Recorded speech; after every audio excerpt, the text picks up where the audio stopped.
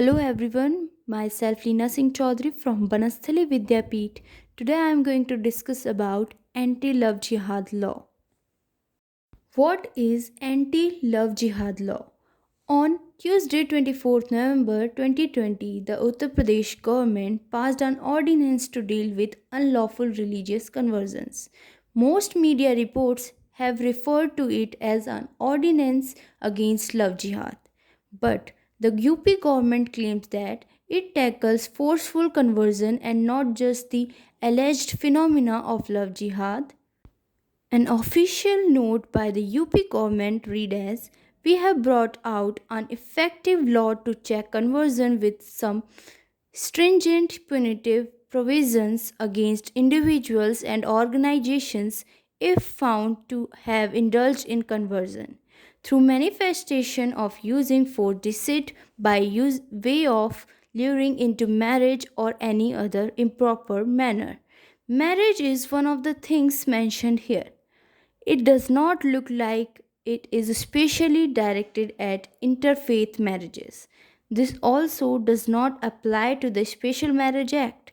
People of different faith who wish to marry each other can still follow due procedure under the Special Marriage Act. Key features of the bill.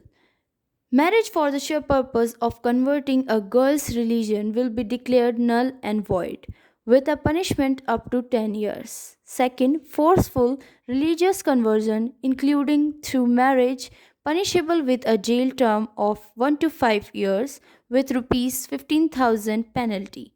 If the woman is a minor or belongs to scheduled caste or scheduled tribe, the jail term will be between 3 to 10 years and the penalty up to rupees 25,000. Third, mass conversions punishable with jail term is of 3 to 10 years and fine of rupees 50,000 on the organization conducting it. Fourth, if someone wants to convert their religion after marriage, they will have to submit an application to the district magistrate 2 months in advance. Other anti conversion laws in India. In 1967, Orissa was the first Indian state to pass a law against religious conversion, the Freedom of Religion Act, which had similar provisions. Madhya Pradesh followed with its own anti conversion law in 1968 while upholding the validity of the Freedom of Religion Acts of Madhya Pradesh and Orissa. The Supreme Court had held that the right to propagate a religion did not include the right to convert. However, those earlier laws did not bar conversions by marriage. Arunachal Pradesh enacted a similar law in 1978. In 2002, Tamil Nadu passed the Tamil Nadu Prohibition of Forcible Conversion Act, primarily directed at Christian missionaries. Uttarakhand and Himachal Pradesh were the first states to introduce a clause regarding marriages. Uttarakhand's Freedom of Religion Act 2018 prohibits conversion by misrepresentation, force, fraud, undue influence, or marriage. Its punishment ranges from a jail term of 1 to 5 years and a fine, making it a non-bailable offense. Himachal Pradesh too has passed a similar law in 2019. Both Uttarakhand and Himachal Pradesh added the word marriage to their acts.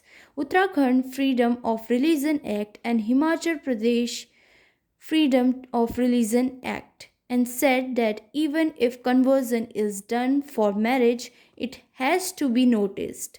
Both the state it has sought to include alluring into marriage as an additional ground for declaring an instance of religion conversion as illegal, apart from the use of force, undue influence, and deceit. In Uttarakhand, the law empowered the parents and siblings of the individual being converted with the right to go and complain to the district magistrate if they feel a conversion is taking place without following the regular process. Meanwhile, the BJP government in Madhya Pradesh is planning to introduce dharma means religious freedom Bill 2020 in the next session. The bill proposes rigorous punishment for the period of 5 years for luring a person through fraud and forcing marriage by religious conversion, making it non bailable. BJP in Assam, on the other hand, is planning to introduce the law after being re elected to power in the 2021 Assam Assembly polls. Legality of anti-love jihad law. This ordinance is based on the September 2020 judgment of Allahabad High Court. Single judge bench case entitled Priyanshi Ilyas Shamreen and others versus State of UP and another. In the petition, it was stated that the couple got married in July this year, but family members of the women were interfering in their marital life. The couple had approached the court for police protection and requested the court to intervene and direct their families to stop interfering in their married life. The court observed the first petitioner has converted her religion on June 29, 2020, and just after 1 month they have solemnized their marriage on July 31st, 2020, which clearly reveals to this court that the said conversion has taken place only for the purpose of marriage. The court referred to the case of Noor Jahan Begum, in which the High Court in 2014 held that conversion just for the purpose of marriage was unacceptable. The court dismissed the writ petition of an interfaith marriage couple.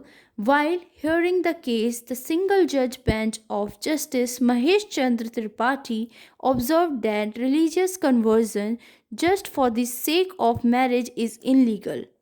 The court made the remark while dismissing appeal by a newly married couple.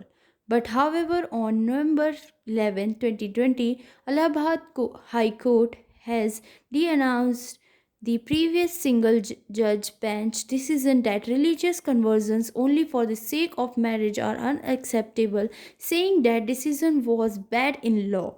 That judgment, the division bench of the Allahabad High Court said, does not take into account the right to life and personal liberty of mature adults. The bench was referring to the 2014 decision in Noor Jahan Begum, Anjali Mishra and other versus State of UP and others, which was followed in Priyanshi and others versus State of UP and another in September 2020. To disregard the choice of a person who is of the age of majority would not only be antithetic to the freedom of a choice of a grown up individual but would also be a threat to the concept of unity in diversity. A bench of Justice Pankaj and Vivek Agarwal said, we fail to understand that if the law permits two persons, even the same sex, to live together peacefully, then neither any individual nor a family nor even the state can have an objection to the relationship of two major individuals who, out of their own free will, are living together, the judges also said. The bench said, we do not see Priyanka and Salamat as Hindu and Muslim, rather as two grown up individuals who, out of their own will and choice, are living together peacefully and happily over a year. The courts and the Constitutional Court in particular are enjoined to uphold life and liberty of an individual guaranteed under Article 21 of the Constitution of India. Right to live with a person of his or her choice irrespective of religion professed by them, to right to life and liberty. Interference in a personal relationship would constitute a serious encroachment into the right to freedom of choice of the two individuals. The bench also noted that Priyanka's age was not under dispute and she was an adult who could legally make her own decisions, including choice to convert to Islam. The Allahabad High Court cited the Supreme Court's judgment in Safina Jahan versus Sokhan, where it rejected the allegation that Hadia had been forcefully converted to another religion for the purpose of marriage. It held how Hadiya choices to lead her life is entirely a matter of her choice. The court emphasized the principles of individual autonomy and dignity with the expectations that such an injustice shall not given be visited either on Hadiya or any other citizen. A nine-judge bench of the Supreme Court upholding fundamental right to privacy had clearly said in 2017 that it is upon an individual on how she wants to exercise her freedom to make those personal choices. Whether one's partner would be of the same faith or not is a private decision. The way of life an individual wants to pursue after marriage is again a right of a personal choice. The Allahabad High Court's decision is particularly significant because Uttar Pradesh Chief Minister Yogi Adityanath had used the court's earlier ruling to justify his proposed anti love jihad law. Thank you.